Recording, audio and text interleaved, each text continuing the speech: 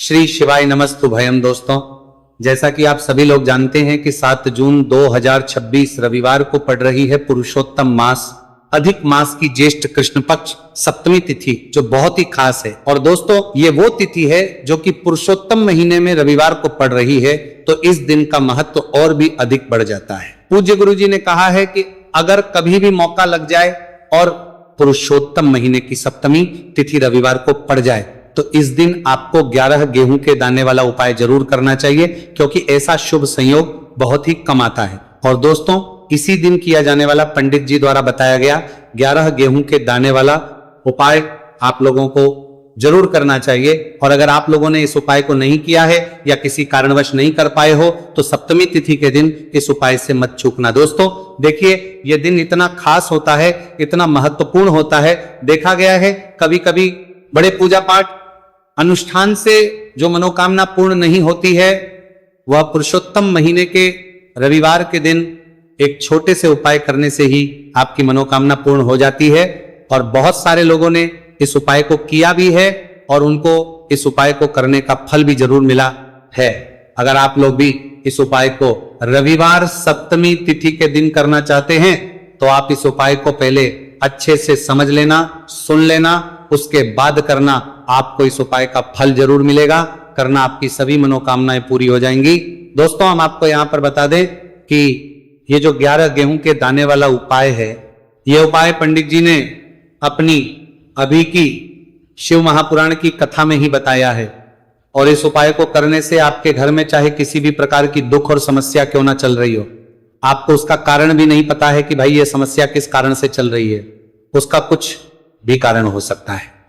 जैसे पितृदोष हो सकता है, कालसर्प दोष हो सकता है, या किसी भी तरह का मंगल दोष भी हो सकता है, और भी बहुत के दोष होते हैं। कुछ भी हो सकता है, पर आपको इस उपाय को करने के लिए अपने दोष को पता लगाने की भी जरूरत नहीं है। आपके घर में किस कारण से इतनी दुख और परेशानी आ रही है, वो भी आपको पता लगाने की जरूरत नहीं है। बस रविवार के दिन इस उपाय को कर लेना, क्योंकि इसी एकमात्र उपाय को करने से आपके पूरे घर परिवार में सुख और शांति हो जाएगी। आपके घर में अच्छे अच्छे काम होने के लिए लगेंगे। आपकी जो भी मनोकामना होगी, वो आपको करना कैसे है, किसको करना है, किस समय करना है और कैसे करना है। देखो, उपाय बिल्कुल आसान है, बस समझने वाली बात है। ध्यान से समझिए, उसके बाद ही आप लोग जो है इस उपाय को जरूर कीजिएगा।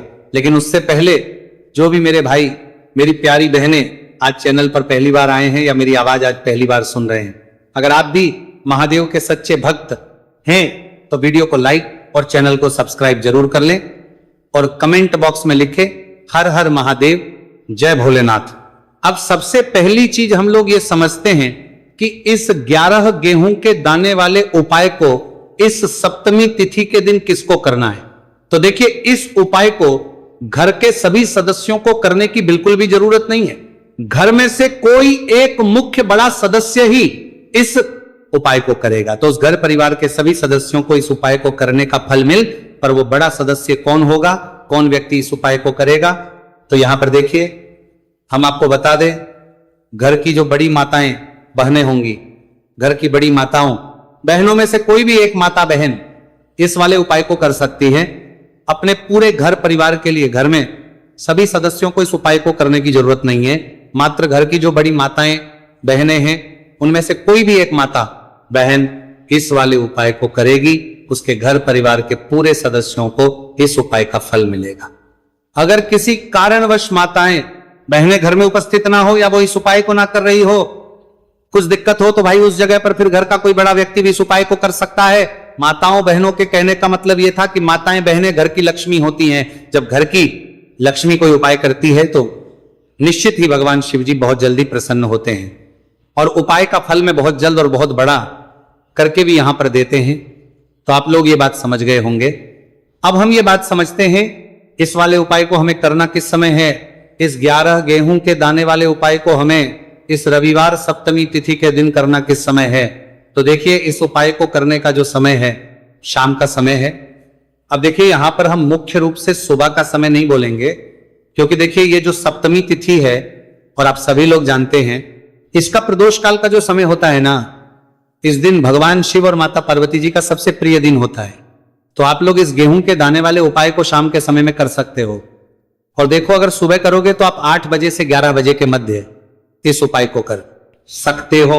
और देखो अगर शाम के समय कर रहे हो तो इस दिन जरूर शाम के समय का ध्यान रखना कि शाम के 6 बजे से लेकर 7 बजे के बीच में अगर आप इस उपाय को कर सकते हो तो बिल्कुल कर लेना। पूरी कोशिश करना, आपको उपाय का फल जरूर मिलेगा। ये बात आपको समझ आ गई। अब बात करते उपाय की। देखो गुरुजी ने कहा है कि अगर रविवार के दिन सप्तमी तिथि पड़ जाए तो इस दिन आपको 11 गेहूं के दाने वाला उपाय तो अवश्य ही करना चाहिए। देखो यह उपाय यदि आपके जीवन में कर्जा बहुत अधिक है, आपके जीवन में संकट बहुत अधिक रहते हैं, आपके ऊपर बहुत अधिक विपदा आ रही है, बार बार आपको अपने व्यापार में और अपने धन में हानि देखने को मिल रही है, यानी कि आपको प्रत्येक कार्य में हानि हो रही है, तो आपको यह करना चाहिए।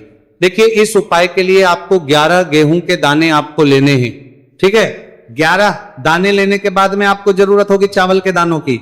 11 चावल के दाने और 11 गेहूं के दाने, और चावल के दाने खंडित नहीं होने चाहिए। अब आप कहोगे भैया गेहूं कहां से लेने हैं? देखो आपको किसी भी किराना स्टोर पे गेहूं के दाने मिल जाएंगे, जाके ले लेना। ठीक है ना, 11 गेहूं 11 चावल के दाने लेने हैं। साथ ही साथ आपको एक तांबे का लोटा लेना है और उस तांबे के लोटे में आपको जल भरना है। जल खुद के घर का होना चाहिए, मंदिर का नहीं होगा। अब आप ये सब सामग्री लेकर पहुंच जाओगे महादेव के शिवलिंग के पास में। शाम के टाइम पे प्रदोष काल में देखो, जब आप ये उपाय कर रहे हो तो अपना फेस रखना उत्तर दिशा, नॉर्थ डायरेक्शन की तरफ। अब यहाँ पे जो मैं आपको क्रम बताने जा रहा हूं ना, उस मेरे क्रम को बहुत ध्यान से सुनिए। महादेव को अगर कोई सबसे प्रिय है ना, तो उनकी सबसे छोटी पुत्री जिनका नाम है माता अशोक सुंदरी, जो आपके पास में चावल के रह दाने हैं ना, उन चावल के 11 दानों को माता अशोक सुंदरी के स्थान पर आपको अपना नाम और गोत्र बोलते हुए समर्पित कर देने हैं, है ना। चावल के दानों को रखने के बाद में जो आपके पास में तांबे का लोटा है ना, उस तांबे के लोटे को कहीं पे भी हम जल नहीं चढ़ेंगे। सिर्फ और सिर्फ माता पार्वती का जो हस्तकमल आपको दिख रहा है, यहीं पे गोल गोल आपको समर्पित करना है, उसी जल को, और कहीं नहीं। ना तो माता अशोक सुंदरी के स्थान पर, न शिवलिंग के ऊपर, सिर्फ आपको यहाँ पे गोल गोल जलाधारी पर आपको उस जल को समर्पित करना है। अब आपके पास में बचे हुए हैं 11 गेहूं के दाने, और बचे हैं उन्हीं 11 गेहूं के दाने को आपको अपनी मनोकामना, अपने विशेष कहते हुए महादेव के शिवलिंग के ऊपर अगर आप सप्तमी तिथि के दिन प्रदोष काल में समर्पित कर देते हैं, तो आपकी जो भी मनोकामनाएं होंगी, जो भी विश्व होंगी, महादेव पूरी जरूर करते हैं। अन्न समर्पण करने से, उस खासकर गेहूं को समर्पण करने से हमारी इच्छाएं पूरी होती है। और अगर वो दिन सप्तमी तिथि का दिन हो, तब तो इससे सुंदर संयोग कुछ भी नहीं हो सकता। आपकी इच्छाओं को पूरा करने के लिए बहुत स्पेशल, बहुत प्यारा सा उपाय आप सभी को जरूर करना है। ध्यान में रखिएगा, यह उपाय प्रदोष काल में करना है। देखो गुरुजी ने कहा है, भगवान शिव के शिवलिंग पर 33 कोटि देवी देवता का वास होता है। अगर हम शिवलिंग के सामने कुछ भी उपाय करते हैं तो हमारे सभी देवी देवता हमसे खुश हो जाते हैं। यह उपाय आपको अवश्य करना है। देखो सुबह के टाइम नहीं कर सकते, ठीक है। अब बात करते हैं अगले उपाय की। देखिए अब हम जान लेते हैं गुरुजी द्वारा बताए गए दूसरे उपाय के बारे में। इस उपाय के लिए आपको मात्र 2 लौंग लेनी होगी, यानी कि आपको लौंग का जोड़ा लेना है। 2 फूल वाली आपको लौंग लेनी है। लौंग का जोड़ा से भी खंडित नहीं होना चाहिए, इस बात का ध्यान रखें। इसी के साथ में आपको लेना होगा लाल चंदन का पाउडर। देखिए यदि आपके पास लाल चंदन की लकड़ी है तो उसे घिसकर भी आप चंदन के रूप में प्रयोग कर सकते हैं। यदि पाउडर है तो उसका भी आप अपने उपाय के लिए प्रयोग कर सकते हैं। देखिए चंदन जो है वो तेज का प्रतीक माना गया है, और साथ ही साथ जीवन के अंधकार को दूर करने का प्रतीक माना गया है। अब इसी के साथ में मात्र एक तांबे के पात्र के अंदर शुद्ध जल लेना होगा अपने घर से।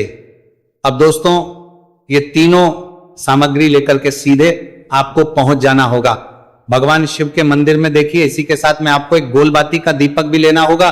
दीपक आप मिट्टी का भी ले सकते हैं, शुद्ध घाटा मड़कर उसका भी तैयार कर सकते हैं, और दीपक में आपको शुद्ध घी का प्रयोग करना है। लेकिन जैसे ही आप इन सभी सामग्रियों को मैं लेकर के पहुंचेंगे मंदिर में, जैसे ही आप चौखट के वहां पर पहुंचेंगे तो मंदिर की चौखट के सीधे तरफ आप जो अपने साथ एक गोलबाती का दीपक लेकर के आए हैं, उसे आपको सबसे पहले तो प्रज्वलित कर देना है। यानी कि जैसे ही आप मंदिर की चौखट के वहां पर प्रवेश करते हैं तो उसके सीधे तरफ आपको ये गोलबाती का दीपक प्रज्वलित कर देना है। अब देखिए जैसे ही आप ये दीपक प्रज्वलित करेंगे तो आपकी जो भी मनोकामना है उससे आपको बोल देना है, आप इस दीपक को इस प्रकार से प्रज्वलित करने के बाद इन सभी सामग्रियों को आपको शिवलिंग के पास में लेकर पहुंच जाना है। अब देखिए दोस्तों, आपके पास जो एक तांबे के पात्र के अंदर शुद्ध जल है, उसमें से आपको केवल आधा लोटा जल ही भगवान शिव के शिवलिंग पर अर्पित करना है। आधा लोटा जल आपको उसी पत्र के अंदर बचा लेना है। अब दोस्तों, आपके पास जो 2 लौंग है यानी कि का जोड़ा है, उससे आपको अपना नाम और अपने गोत्र को बोलते हुए आपकी जो भी समस्या चल रही है, आपके जीवन में जो भी परेशानी उत्पन्न हो रही है, उन्हें आपको बोल देना है। और ये जो लौंग का जोड़ा है, इसे आपको भगवान शिव के शिवलिंग पर अर्पित कर देना है। जैसे आप ये 2 लौंग शिवलिंग पर चढ़ाएंगे तो अपना हाथ जो है वहां पर आपको रखना है और महादेव से आपको प्रार्थना करनी है कि मेरे जीवन की ये जो परेशानियां हैं ये सभी दूर हो जाए। यानी कि आपके जीवन में धन की संबंधित परेशानी चल रही है, कर्ज की समस्या चल रही है, बच्चों का पढ़ाई लिखाई में मन नहीं लग पा रहा है, घर के जो आर्थिक संकट है वह सभी दूर हो, व्यापार आपका ढंग से नहीं चल पा रहा है, घर में रोग की स्थिति बनी हुई है, यानी कि जिस भी प्रकार की आपकी समस्याएं हैं उसे आपको महादेव से बोल देना है और महादेव से इन सभी समस्याओं को दूर करने के लिए आपको प्रार्थना कर लेनी है। अब देखिए दोस्तों, आपने जो 2 लौंग शिवलिंग पर समर्पित की थी, उसे आपको वहां से उठा लेना है और इन दोनों को आपको शिवलिंग से उठा करके सीधे उससे जल के पात्र के अंदर डाल देना है। यानी कि अपने आधा लोटा जल और बचाया हुआ था, उसी के अंदर आपको ये 2 लौंग डाल देनी है और साथ में आप जो लाल चंदन लेकर के आए थे, उस लाल चंदन को भी आपको उसी पात्र के अंदर डाल देना है। यानी कि आधा लोटा जल और बचा हुआ है तो उसी आधे लोटे जल के अंदर आपको ये लाल चंदन भी डाल देना है। अब देखिए, इस आधे लोटे जल में है जिसमें अपने 2 लौंग ली है, लाल चंदन डाला है, उसे सीधे लेकर के आपको पहुंचना है बेलपत्र के वृक्ष के। वहां पर देखिए, बेलपत्र का वृक्ष यदि आपके घर पर है तो वहां पर आपको आ जाना है। आपके घर के आसपास कहीं भी है तो वहां पर आपको पहुंच जाना है और उसके बाद आपका जो मुख है वह उत्तर दिशा की ओर होना चाहिए और उसके बाद आपको अपना नाम और अपनी गोत्र को बोलना है और पुनः अपने जो भी परेशानियां उस शिवलिंग के पास में बोली थी उन्हें आप वापस से बेलपत्र के वहां पर भी बोल देनी है। और ये जो आधा लोटा जल और है, इससे आपको पूरा बेलपत्र के वृक्ष की जड़ में श्री शिवाय नमस्तुभयम इस मंत्र का जाप करते हुए समर्पित कर देना है। तो बस इतना सा उपाय आपको करना है। जो भी आपकी परेशानी है, समस्या है, उससे महादेव निश्चित ही दूर करेंगे। अब दोस्तों, हम जान लेते हैं तीसरे चमत्कारी और विशेष उपाय के बारे में। देखिए, यह उपाय बहुत ही है क्योंकि इस उपाय से आपके जिम्मे तेज की वृद्धि होगी, यानी कि जीवन से जितना भी अंधकार ही वो सभी दूर होगा। तो इस उपाय के लिए आपको मात्र एक गुड़ का टुकड़ा लेना है। गुड़ का टुकड़ा आपके जीवन में तेज की वृद्धि करता है और साथ ही साथ आपके जीवन से जो अंधकार है उसे दूर करता है। इसी के साथ में आपको एक चावल दाना यानी कि अक्षत का दाना लेना है। यह चावल का दाना आपके जीवन में सुख शांति को लेकर के आता है, आपके जीवन में धन की जितनी भी परेशानियां हैं उन्हें समाप्त करता है। इसी के साथ में आपको मात्र एक हरा मूंग लेना है। हरा मूंग जो है वो बुध ग्रह को प्रसन्न करता है। देखिए, हरे मूंग का उपाय करने से बुध ग्रह मजबूत होता है और बुध ग्रह के मजबूत होने से बुद्धि, ज्ञान और विवेक की प्राप्ति होती है। तो ये तीनों ही सामग्री आपको एक एक लेनी है, यानी कि एक गुड़ का, एक चावल का दाना, एक हरा मूंग आपको लेना है। देखिए, हरा मूंग का दाना और का जो दाना है वो आपको साबुत लेना है, खंडित नहीं होना चाहिए। और इसी के साथ में आपको मात्र एक तांबे के पात्र के अंदर अपने घर से शुद्ध जल ले लेना है। देखिए, अब इन सभी सामग्रियों को लेकर के सीधे आपको पहुंच जाना है भगवान शिव के मंदिर में। आप ये उपाय सुबह से लेकर के शाम तक किसी भी समय कर सकते हैं, लेकिन रविवार के दिन ही आपको इस उपाय को करना है। तो सबसे पहले तो ये जो एक गुड़ का टुकड़ा है, एक चावल का दाना है और एक हरा मूंग का दाना है, उन तीनों को आपको उस जल के पात्र के अंदर डाल देना है। लेकिन यह जो उपाय है आपके जीवन की सारी परेशानियों को दूर करने के लिए होता है, लेकिन विशेष मनोकामना तीनों सामग्रियों से ही आपकी परिपूर्ण हो जाती है। देखिए, यदि आपके जीवन तेज होगा तो सभी आपसे वार्तालाप करेंगे, सभी आपसे बात करेंगे और आपका जो मान सम्मान है वो बढ़ता है। और चावल का जो दाना है वो धन वृद्धि करता है, मन की शांति के लिए होता है। और हरा मूंग जो है वो बुद्धि, ज्ञान और विवेक की प्राप्ति के लिए होता है। अब देखिए, ये जो एक पात्र है इससे आपको भगवान शिव के शिवलिंग पर धीरे धीरे अर्पित कर देना है। श्री शिवाय नमस्तुभयम इस मंत्र का जाप करते हुए और तुम रुकेश्वर महादेव का मन में स्मरण करते हुए, लेकिन तुम रुकेश्वर महादेव का स्मरण करने से यह जो उपाय है और अधिक प्रभावशाली हो जाता है। तो महादेव का स्मरण करते हुए यह उपाय करने से आपके जीवन में जो भी अशांति है वह सभी दूर हो जाएगी। तो इस प्रकार से आपको यह सुंदर सा उपाय कर लेना है। इसके बाद बात करते हैं तीसरे उपाय की। देखो, ये उपाय बहुत ही अचूक उपाय है जो आपको करना है। देखो, इस उपाय के लिए आपको 2 दीपक लेने हैं। देखो, दोनों दीपक आपको मिट्टी के दीपक लेने हैं। उसके बाद आपको दोनों दीपक को प्रज्वलित करने के लिए आपको लंबी बाती लेनी है, और ये दीपक घी और सरसों के तेल से दीपक प्रज्वलित करने हैं। ये सब लेने के बाद आपको लेना है एक कटोरी में कच्चा दूध थोड़ा सा लेना है। उसके बाद आपको लेना है एक लोटा जल। देखो, गुरुजी ने इस उपाय के लिए बताया है कि ये उपाय आपको प्रदोष काल में करना है। कहते हैं कि बेलपत्र के वृक्ष में प्रदोष काल के समय में महादेव वास करते हैं। उस समय हम कोई भी उपाय करते हैं तो उसका फल हमें अवश्य मिलता है। देखो, अब ये सब सामग्री लेकर आपको प्रदोष काल में चले हैं बेलपत्र के वृक्ष के। वहां पर देखो, वहां पहुंच जाने के बाद आपको सबसे पहले बेलपत्र की जड़ में सबसे पहले वो दूध जो आप लाए हैं उसे समर्पित करने देना है। उसके बाद आपको जो 1 लोटा जल जो आप लाए हैं वो आपको धीरे धीरे बेलपत्र की जड़ में समर्पित कर देना है। उसके बाद आप जो दीपक लाए हो, दोनों दीपक को आपको बेलपत्र की जड़, बेलपत्र की तरफ मुंह करके बाती का आपको 1 दीपक घी का और 1 दीपक तेल का प्रज्वलित कर देना है, और आपकी जो भी मनोकामनाएं हैं वो महादेव को बोलना है। देखो ने कहा, रविवार के दिन पर बेलपत्र की जड़ में दीपक प्रज्वलित कर देता है, महादेव उसकी सभी मनोकामना पूरी कर देते हैं।